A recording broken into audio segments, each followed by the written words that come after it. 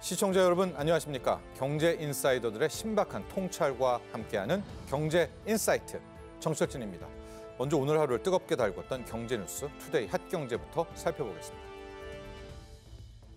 금융감독원이 홍콩 H지수 주가 연계증권 ELS 손실 사태와 관련해 판매사 배상 비율을 손해액의 최대 50%로 책정했습니다.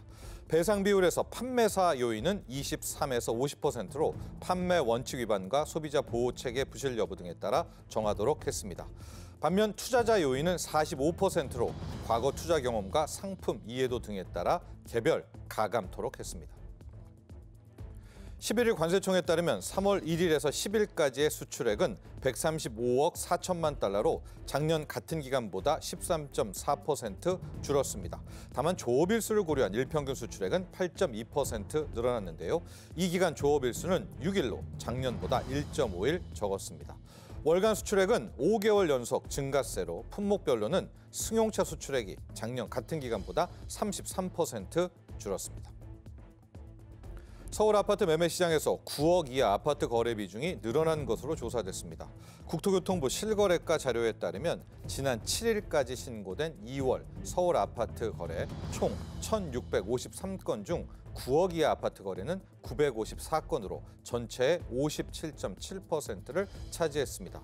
1월에 비해서 2.6%포인트 늘었는데 올 1월 시행된 신생아 특례대출과 저가 급매물 거래 등의 영향으로 9억 이하 아파트 거래가 늘어난 것으로 보고 있습니다. 공정거래위원회가 온라인 광고 시장에서 갑질을 한 의혹을 받고 있는 구글에 대해 조사를 시작했습니다. 특히 최근 알리, 테무 등 중국계 이커머스 업체를 압박하는 가운데 대형 온라인 플랫폼 기업에 대해서도 대응 수위를 높이고 있습니다. 이에 더해서 모든 해외 직구 플랫폼이 가짜, 유해 상품을 스스로 걸러내는 자율협약을 추진할 계획입니다. 지금까지 투데이 핫경제였습니다. 네, 지난해 나왔던 중국 경제 위기론이 헝다 사태와 중국 부동산 시장의 침체로 인해 다시 수면 위로 떠오르고 있습니다. 한편 지난 3월 4일 중국 최대 연례 정치회사인 양회에서는 올해 경제 전망치와 또 경기 부양책이 발표되기도 했는데요. 이것이 과연 중국 경제를 살릴 수 있을까요? 오늘 경제 인사이트에서는 부동산 위기, 내수 불안, 주식시장 부진 이런 삼중고를 겪고 있는 중국 경제의 현주소와 새롭게 나온 경기 부양책에 대한 효과 그리고 한국 경제에 대한 영향 등에 대해서 자세하게 짚어보겠습니다. 본격적으로 오늘의 핫 이슈 이야기 나눠보기 전에 자세한 내용 먼저 화면으로 만나보시죠.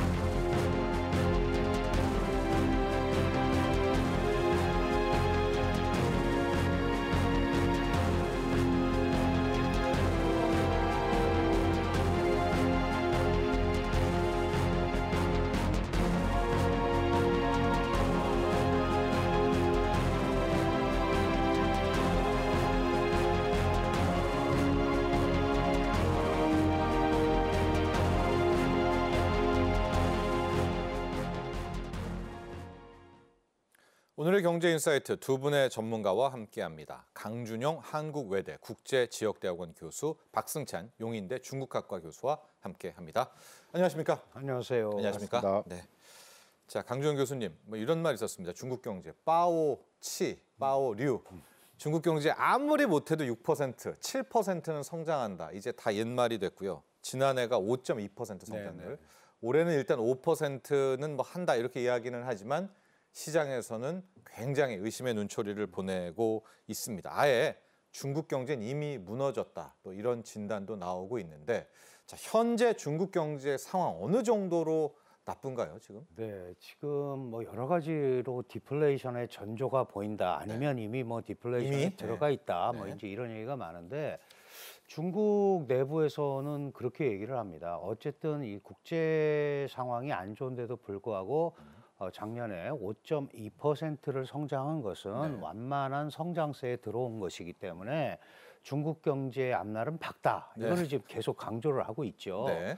근데 이제 문제는 뭐냐 하면 일단 기저효과라는 게 있잖아요. 네. 작년에 3.2% 성장을 했었고 그래서 이제 그 워낙 바닥에서 올라가다 보니까 네. 재작년에요. 재작년에 네. 이제 그런 부분이 있었는데 그럼에도 불구하고 5% 성장은 낮은 게 절대 아니죠. 네. 그러면 왜 이렇게 5%를 고집을 하느냐를 우선 알아야 되는데 보통 일반적으로 그 5% GDP 1% 성장에 약 250만 개의 일자리가 창출이 된다고 그래요. 네. 그러면 이제 이번 정부 업무 보고에도 나왔지만 1,200만 개 이상 일자리를 만들려면 적어도 4% 후반대, 5% 초반대에 이 소위 성장률이 있어야 되는 거거든요.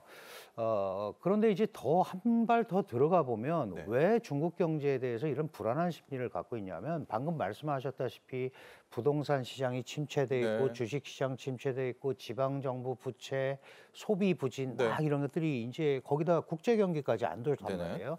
그러다 보니까 중국을 지탱하는 세 가지 경제 요소 중에 소비, 투자, 수출 이게 다 지표가 안 좋은 거예요. 소비도 예를 들면 한때는 뭐 70%가 중국 경제를 이끌었는데 소비가 중국 경제 성장에 지금은 40% 이하로 떨어진 상황이고 네. 투자도 정부 투자는 많이 하지만 민간 투자가 안 이루어지고 네. 수출 시장도 이거 뭐 중국만의 문제는 아니지만 국제 경제가 안 좋고 또 미국의 대중 압박이 계속되면서 너무 심하고. 네. 안 좋단 말이죠. 그러니까 중국이 이렇게 얘기하는 거와 별개로 이 지표들이 너무 안 좋은 거예요. 그런데 이번 양회에서 특히 이제 전국인민대표대회 리창 총리가 발표한 정부 업무 보고를 보면 이거를 확실하게 넘어갈 수 있는 어떤 흐름이 잡혀야 되는데 해법이라도요. 네, 네. 시장 관찰자들이 보기에는 작년하고 별로 달라진 게 없다. 대동소이하다. 뭐 5% 내외로 하겠다는 건 이해를 하겠는데 그렇다고 거기에 대량의 무슨 그 자금을 투입하는 것도 아니고 구체성이 좀 떨어진다. 어떤 방향을 설정하는 거는 충분히 이해가 되지만 네. 그럼 좀 시장을 흡인할 수 있는 기대 심리를 흡인할 수 있는 이런 부분은 떨어진다 이렇게 보고 있는 거거든요. 네. 여기에 대해서 중국의 국민들, 인민들도 투자를 꺼려하고 소비를 꺼려하고 이런 게 겹치다 보니까 지금 중국 경제를 바라보는 시선이 굉장히 안 좋아지고 네. 중국 스스로도 이번 발표에서 보면 알지만 방향성은 설정했지만 어떻게 더 구체적으로 하는지에 대한 자신감은 상당히 결여돼 있다. 이렇게 볼 수 있을 것 같아요. 네. 그 해법 부분은 또 저희가 논의를 하고. 네. 교수님. 비판론에 대해서 조금 이제 다른 시각적인 부분 조금 말씀을 드리면 아까 교수님 말씀하셨다시피 이게 이제 많은 분들이 그렇게 질문을 많이 하실 것 같아요. 아니 5.2%면 인도 다음에 중국이 5.2 했는데 1, 2% 하는 데도 있는데 왜 이렇게 난리냐. 그러니까 이제 이 부분에 대해서 이제 조금 더 제가 이제 들어가서 그러면 좀 서방에서 왜 이런 비판론에 대한 것들이 많이 나오냐를 조금 더 이제 좀 설명을 드리면 네. 작년에 이제 중국이 5.2 했으니까 한 126조 위안 했거든요. 네. 126조 위안 했는데 그 전 5.2% 하니까 2022년도가 이제 121조 그러니까 5조 위안이 늘어났어요. 네. 5조 위안 정도면 한 7천억 달러 정도 되는데 네. 7천억 달러면 그래도 올해 작년 기준 IMF 전체 기준을 보면 7천억 달러 GDP 되는 나라가 오스트리아, 벨기에 정도거든요. 예. 그럼 이제 벨기에 정도는 생겨났는데 그럼 왜 이렇게 난리냐라고 했을 때 저는 한 세 가지로 서방에서 특히 이렇게 이슈가 나오는 것들. 네. 물론 중국 경제 안 좋은 이야기는 많이 있습니다. 좀 이따 그 이야기를 하도록 하고 네네네. 왜 이렇게 비판론이 이렇게 무너질 것처럼 망할 것처럼 나오느냐. 아, 비관론의 이유. 그치. 예, 비관론의 이유. 왜 이렇게 네. 뭐 심한 경우는 이제 곧 중국 무너진다 이런 이야기가 네, 나오니까 그래서 이제 그런 부분에 저는 한 세 가지로 정리를 네. 합니다. 첫 번째는 가장 큰 게 시진핑 리스크다. 네. 불확실성이 너무 강하기 네. 때문에 거기에 대한 부분들이 이제 이제 외국 투자자 입장에서 뭐 지금 중국 들어가는 부분에서 매우 불확실성을 느끼고 있는 것 같고 네. 그게 첫 번째 이제 시진핑 리스크를 보는 것 같고 두 번째는 여전히 월가 자본하고 공산당 자본과는 이해관계가 엮여 있다. 그 말의 의미는 네. 결국 뭐 JP 모건이든 여러 월가 자본들은 지금도 여러 형태로 지금 중국 시장에 투자한 인형들 지금 들어가고 있고 네. 돈을 버는 건 결국 그들이고 네. 제가 이제 조사한 바는 그렇습니다. 세 번째가 이제 돈을 자꾸 쓰라는 거죠. 중국 예, 보고 예. 유동성을 더 풀어라는 거죠. 예. 그러니까 중국 글로벌 경제 성장에 있어서 지금 뭐 한참 할 땐 18% 정도 기여를 했는데 지금 한 16까지 내려왔거든요. 네네. 그러니까 돈을 더 쓰라는 부분도 시그널이 있다. 그래서 이제 이런 부분에서 좀 중국 비관론이 유난히 좀 서방에서 매체에서 많이 지적이 되고 있는 것 같고 말씀하신 여러 가지 이제 부동산 이런 거 하나하나씩은 예. 조금 더 우리가 예. 그 문제에 대해서 이제 알겠습니다. 이야기를 좀 해법을 한번 풀어봤으면 좋겠습니다. 우리 박 교수님이 말한 그 세 가지 제가 좀 정리하면 첫 번째 이제 시진핑 리스크. 뒤에 또 저희가 얘기하겠지만 이 독재 비슷하게 지금 가고 있으니까 아마 이 시장 논리, 자본 논리에서는 경계하는 게 있고 두 번째, 세 번째는 이제 자본의 시각에서 박 교수님이 이야기해 주셨는데 속속 서방 자본이 아직도 들어오고 있는데 좀 더 싸게 살려면 무너진다 해가지고 밑에서 이제 주우려는 이제 그런 이해관계가 있다. 이해관계가 있다. 세 번째 같은 경우는 그래야 경기 부양을 더 하게 되면 자본주의 입장에서 빨리 경기 부양할 때 뭐 그때 자기의 자본을 키워서 빼오든지 아니면 저가에 들어가든지 그런 측면이 있다라고 이야기했는데요. 그 부동산 이야기를 같이 해주시죠. 뭐 지금 헝다 사태, 또 벽계원 사태. 아마 지금 중국의 경제가 먼저 무너진 걸로 세계인들이 딱 와닿은 건 부동산이 무너졌다는 건데 어느 정도 상황인가요? 지금 중국의 부동산? 제가 이제 최근에 이제 갔다 뭐 설 그 전후로 제가 갔다 왔거든요. 그래서 1선 도시 2개랑 2, 3선 도시를 한 5개 도시를 돌고 왔습니다. 3선까지도 네네네. 네. 근데 소비 양극화가 매우 심각합니다. 그러니까 제가 말한 부동산 소비의 양극화가 매우 심하다. 네.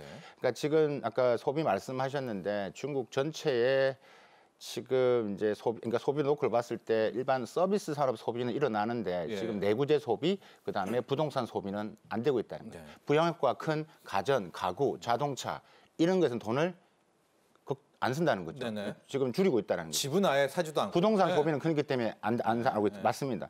그러면 이제 제가 아까 현황은 어떠냐 그랬을 때 봤을 때 지금 느낌은 이런 것입니다. 그러니까 부동산 소비 양극화가 심하다. 그러니까 일선 도시 베이징 같은 경우는 한 뭐 0.3 그 당시에 그렇습니다. 그러니까 최근에 지금 춘절 그러니까 부동산 거래를 보면 최근 그 작년 데이터가 아니라 지금 올 1월, 2월 네. 춘절 데이터를 네. 보면 신규 주택 거래는 떨어졌습니다. 네. 근데 기존 주택 거래는 늘어났습니다. 일선은요? 지금 대도시라고 하는. 저 전체적으로 봤을 그래요? 때. 예. 네. 그러니까 예를 들면 신규 주택이라는 건 전체 한 50개 도시 거래 금액을 그러니까 거래를 규모를 이야기하는 거고 네. 기존 주택 거래는 전체 중국의 100개 도시의 네. 거래 규모를 합니다. 그러니까 신규 주택이라는 것은 안 된다는 것은 빈집이 생겨난다는 거고 기존에 좀 외곽의 지역에 새로 지었기 때문에 사람 심리적으로 안 사는 거죠. 네.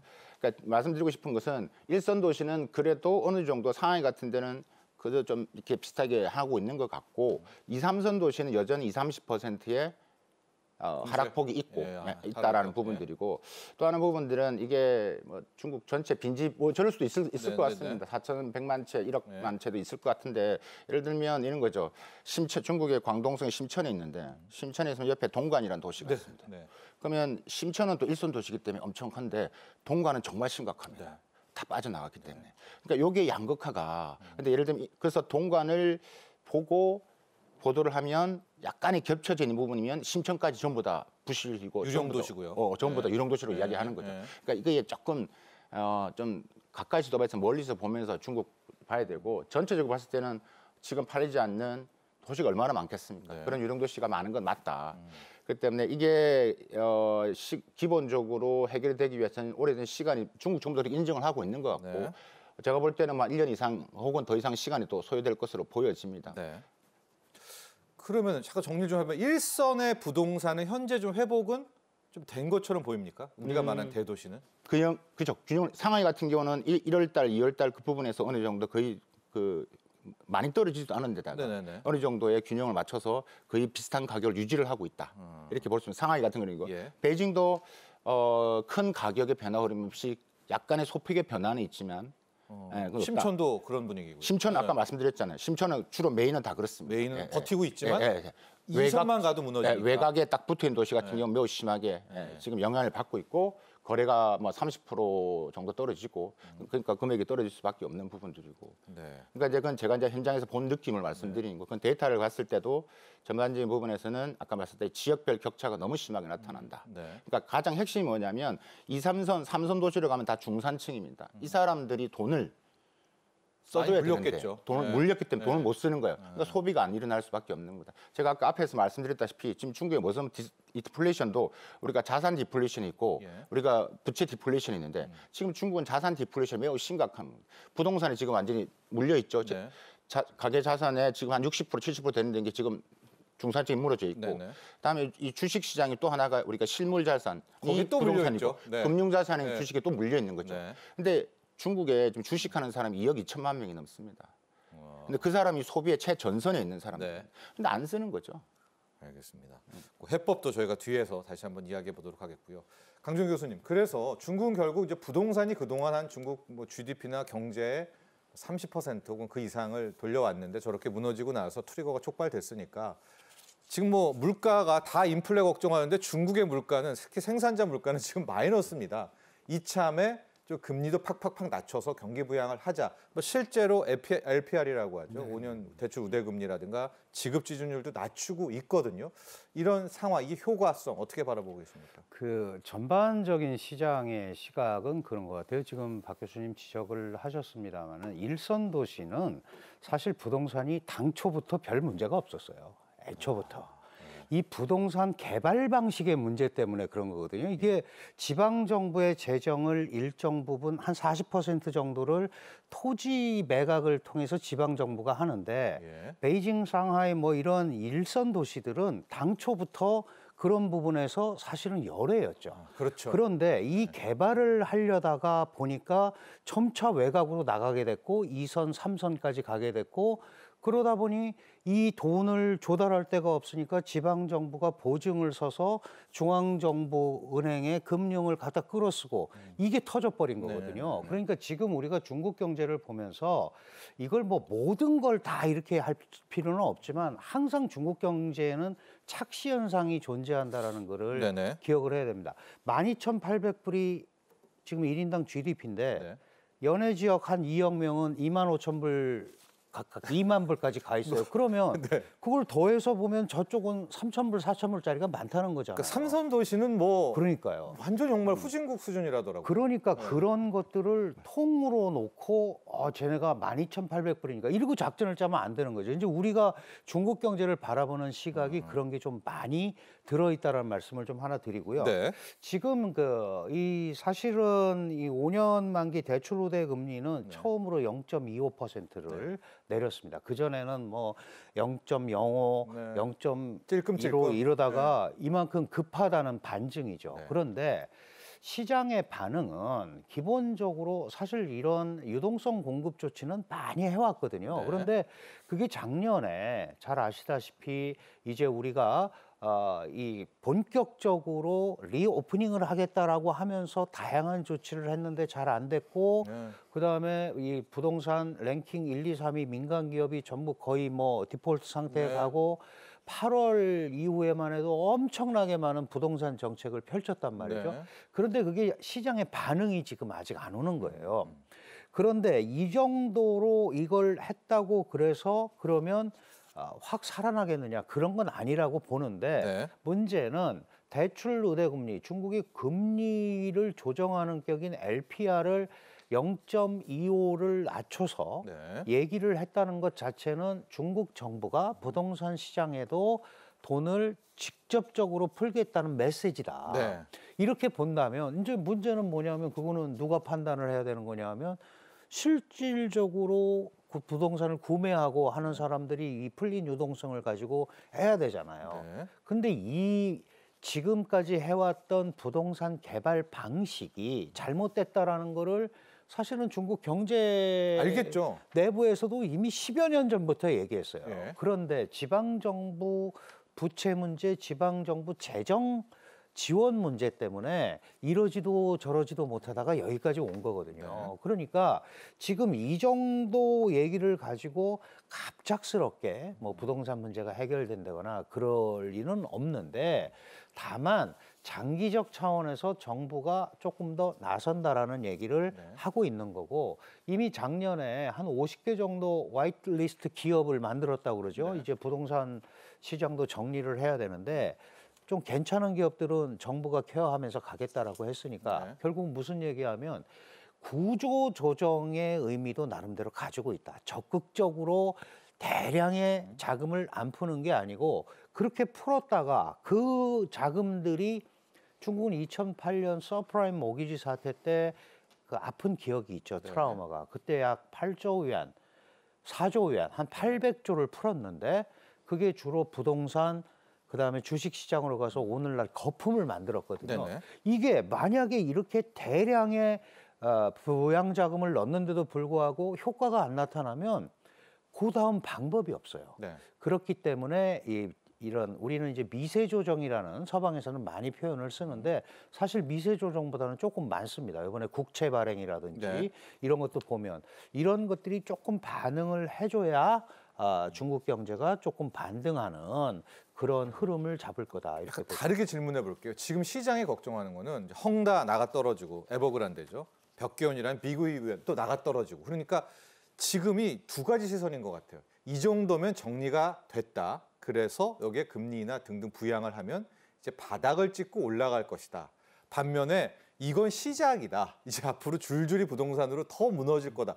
두 가지 시선이라면 이번에 뭐 대출 금리도 인하하고 경기 부양한다는 게 교수님은 한 어느 정도 선일 것 같습니까? 저는 지금 끌어올리려고 중국 정부가 애를 쓴다고 생각을 하고요. 네. 사실 중국 정부가 무려 3조 2,800억에 달하는 외환 보유고를 가지고 있고 네. 사실 탄알은 준비되어 있습니다. 그런데 아까 말씀드렸다시피 섣불리 잘못 들어갔다가 이게 또 다른 문제를 일으킬까 봐 걱정을 하는 거거든요. 네. 그런데 이거를 해결하는 방법은 중국 국내 문제에서도 할 수 있지만 네. 사실은 중국은 일정 부분 글로벌 경기가 좀 활성화되는 거를 좀 기대하고 있다. 기다린다. 네.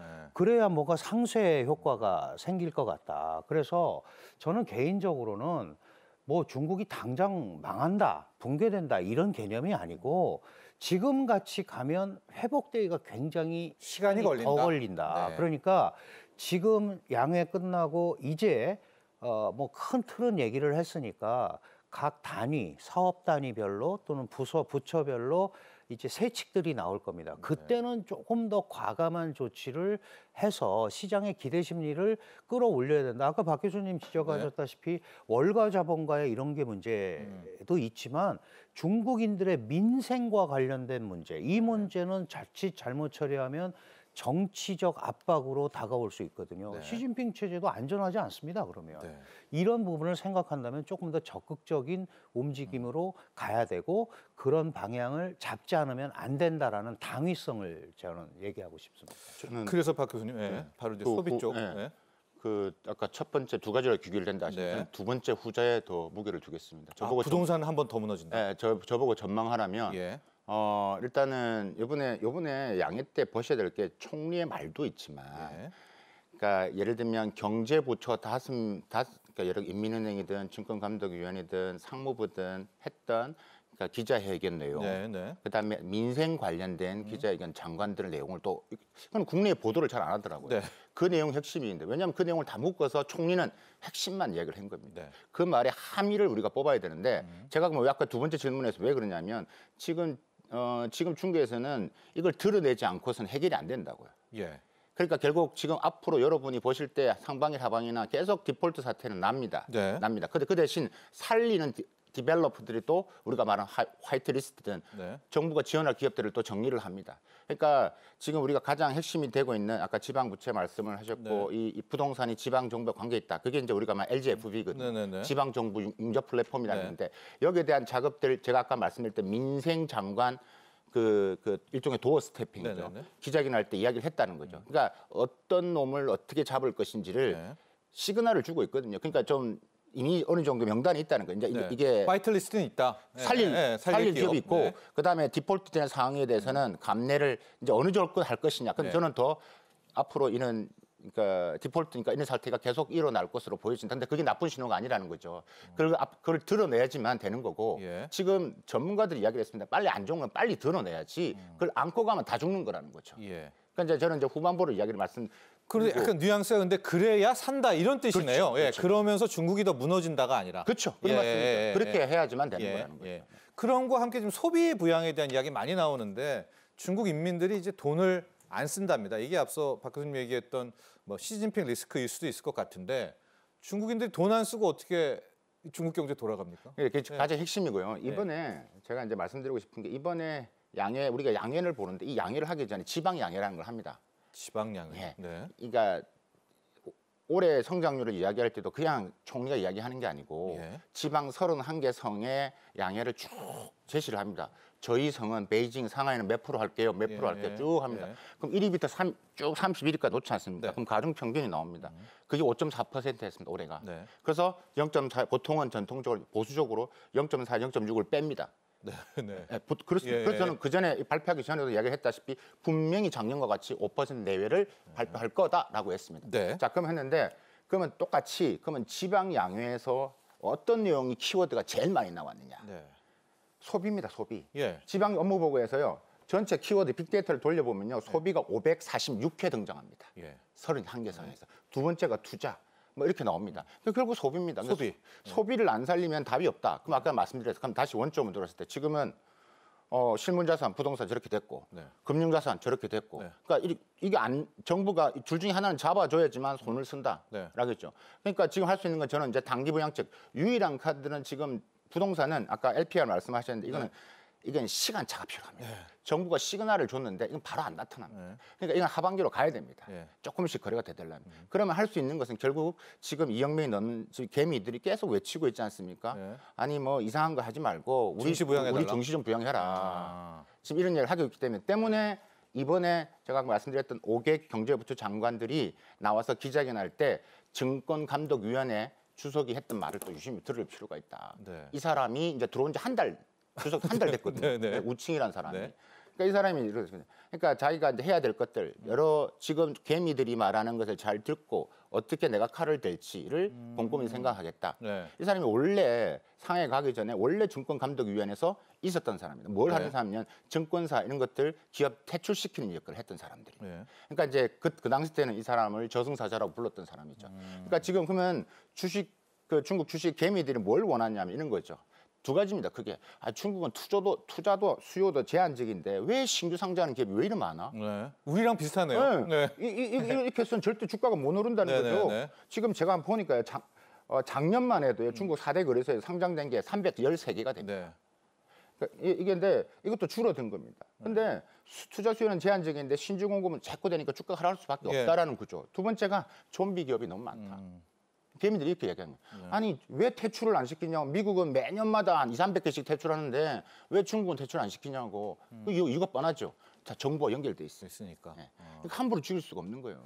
그럼 교수님 생각은 소비 촉진으로 일단 증시 부양 카드를 한번 고려해 본다. 돈을 쓰려면 예. 그러니까 이런 거잖아요. 지금은 돈이 작년 GDP 같은 경우도 5.2%는 그래도 중국의 수출이 작년에 0.6% 성장했어요. 예. 그러니까 수출이 방어를 억지로 했다고요. 우리가 말하는 전기차, 네. 배터리, 그다음에 태양광, 네. 그다음에 우리가 좀 태모나 알리나 이런 이커머스, 이커머스. 예. 네. 여기에 붙여줘가지고 그래도 0.6까지는 버텼는데 힘들다는 거죠. 네. 그러니까 결국 작년 GDP도 결국 소비를 했는데 어떤 소비? 서비스.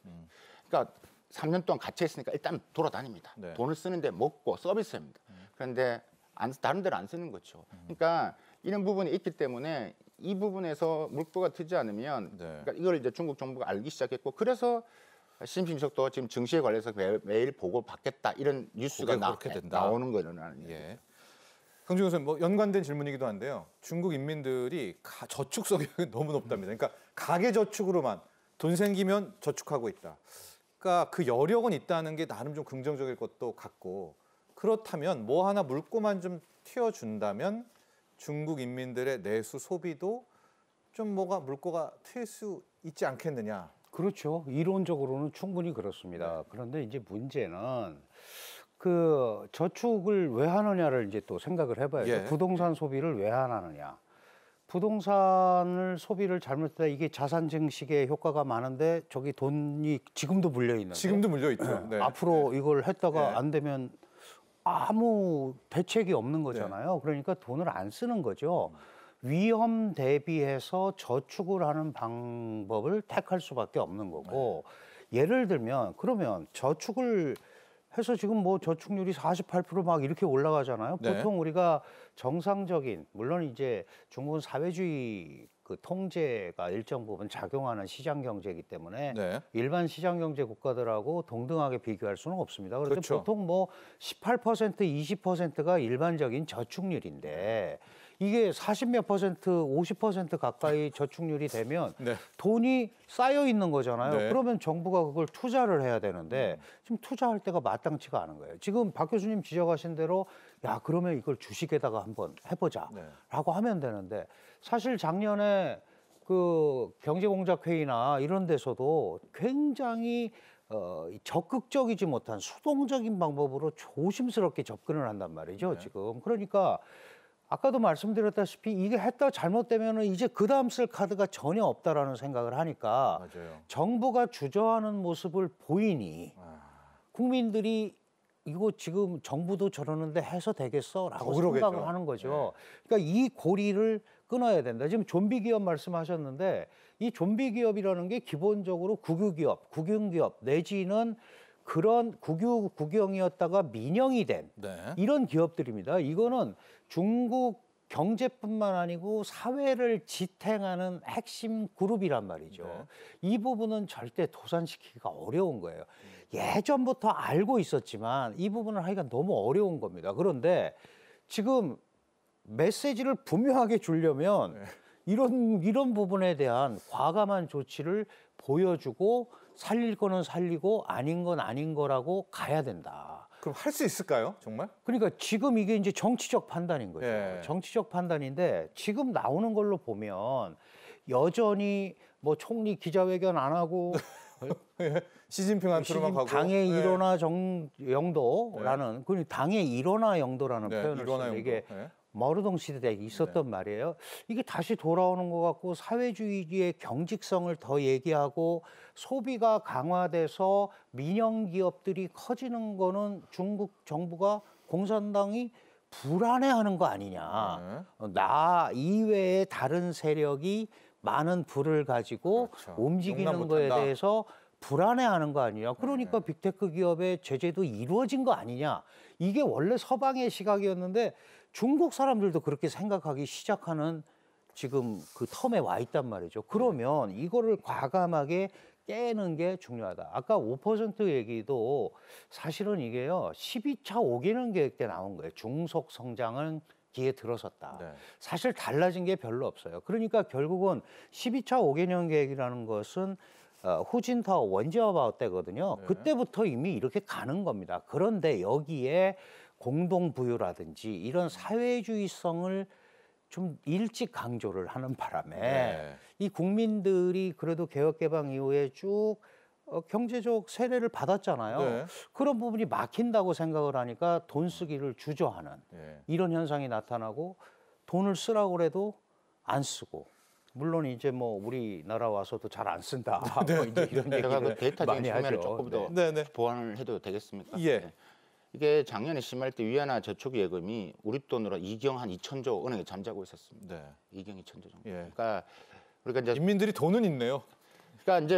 기존에 있는 지켜야 되니까 안 예, 쓰는 예, 거죠. 예. 그러니까 그걸 아까 말 저축. 그래서 예. 제가 이것도 뭐 여러 다른 방송에서 많이 강조했지만 정부는 어떻게 이 잠자는 돈을 끌고 나올 것이냐가 이제 핵심인 거예요. 그래서 네. 이제 지금 이번에 아까 제가 말씀 양해 때도 중국 상무부장이 소비가 핵심이고 소비를 네. 하기 위해서 결국 정부가 돈을 푸는데 쿠폰을 푸는 것은 여기 플러스에 네가 네 걸 더 써라는 네, 이야기거든요. 네, 네. 그래서 그거죠. 이제 돈을 좀 지금 쓰고 있다. 근데 네. 작년에 그랬고 지금 올해 초를 데이터를 보면요. 이제 예를 들면 대출 증가, 그러니까 대출은 증가를 안 하고 네.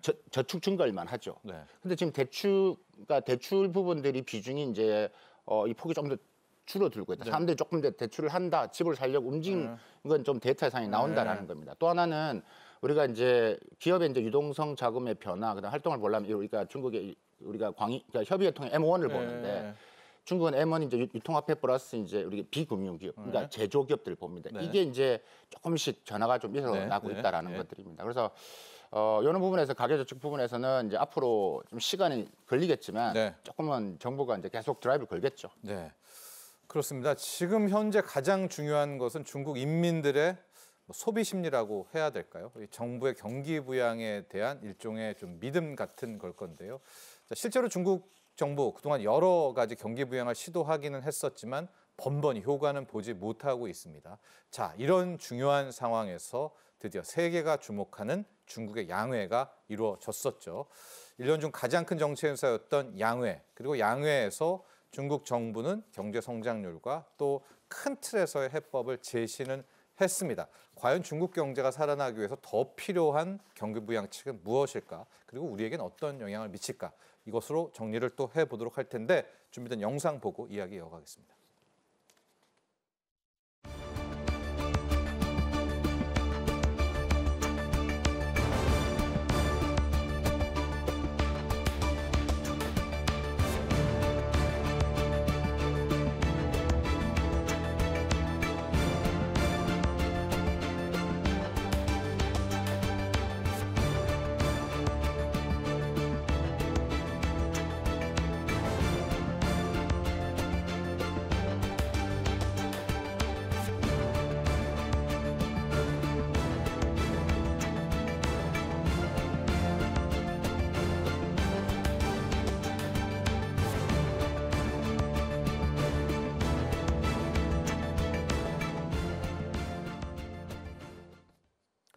자, 강준 교수님, 정말 양회 시작했을 때 세계 언론이 주목을 했었고요.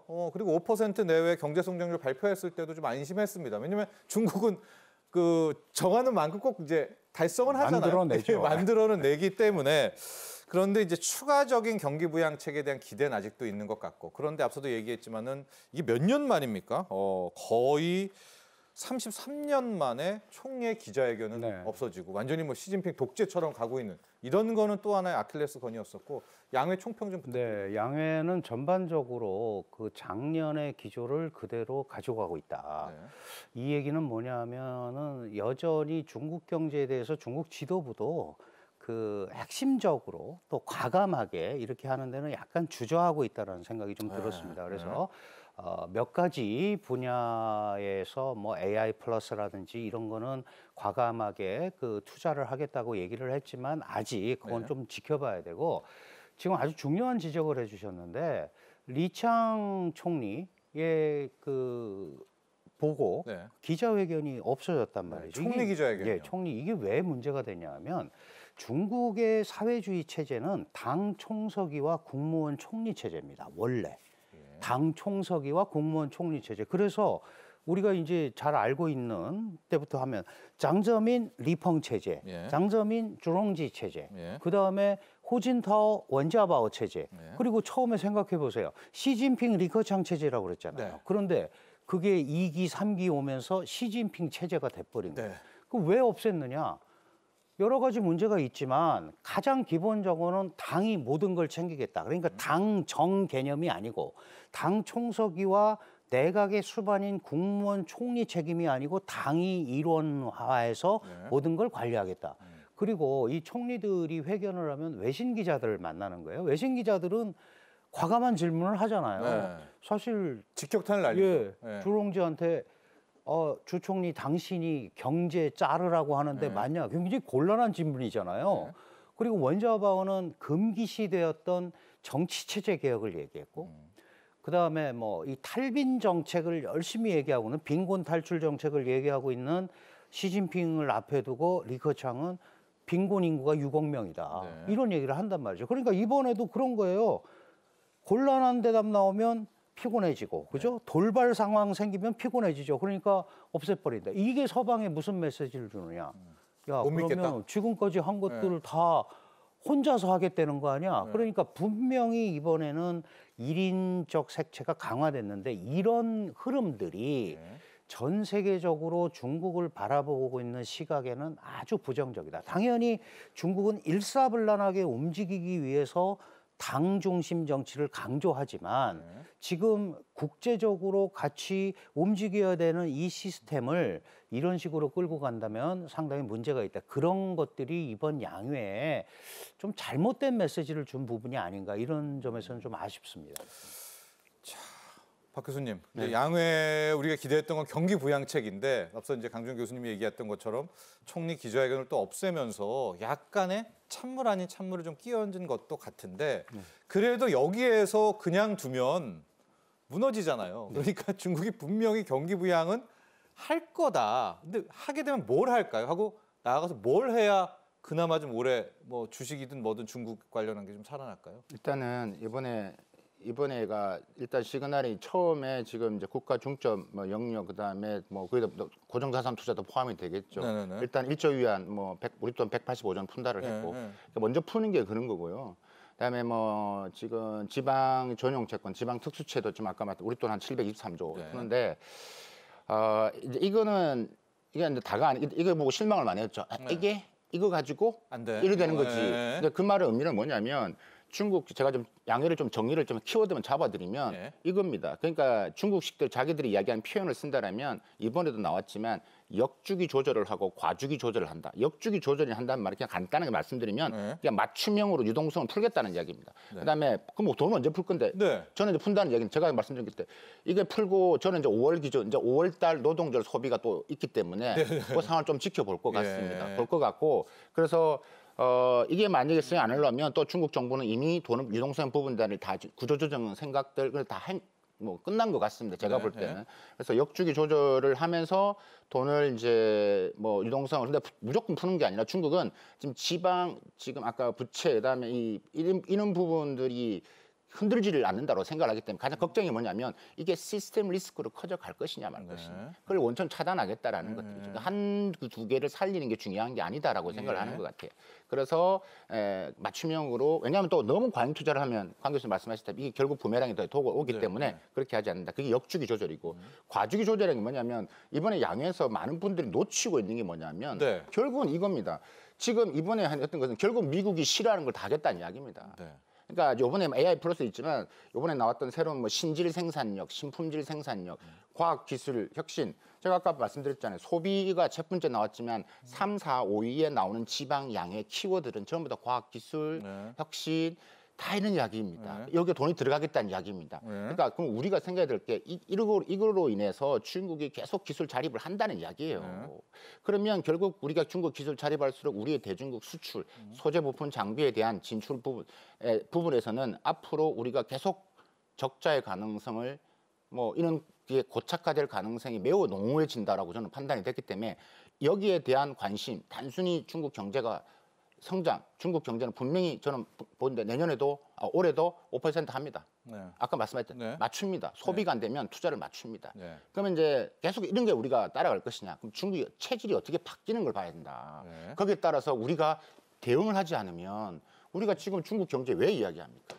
우리 중국에 따라서 우리가 가져오는 동반 성장하는 것도 있지만 중국 경제에 따라서 우리의 대중국 수출도 있기 때문에 중국이 기술 자립을 하면 결국 지금 뭐 A부터 Z까지 다 하겠다는 이야기인데 예. 그러면 한국에 수입하는 것들 우리한테는 악영향이죠. 그렇죠. 예. 그 이야기를 우리가 이야기를 할 필요가 있다는 이야기입니다. 그게 핵심이지 않느냐라는 생각을 하는. 그래서 제가 아까 과주기 조절론에 숨어 있는 함의가 그런 거고 이번 양회에서 많은 등장하는 뭐 아까 AI 플러스도 있지만 양자 정보 기술 네. 많은 부분들이 드러내진 않았지만 결국은 미국이 싫어하는 미국이 만들지 말라는 걸 다 하겠다는 겁니다. 그럼 우리 입장에서는 뭐 같이 하겠습니다.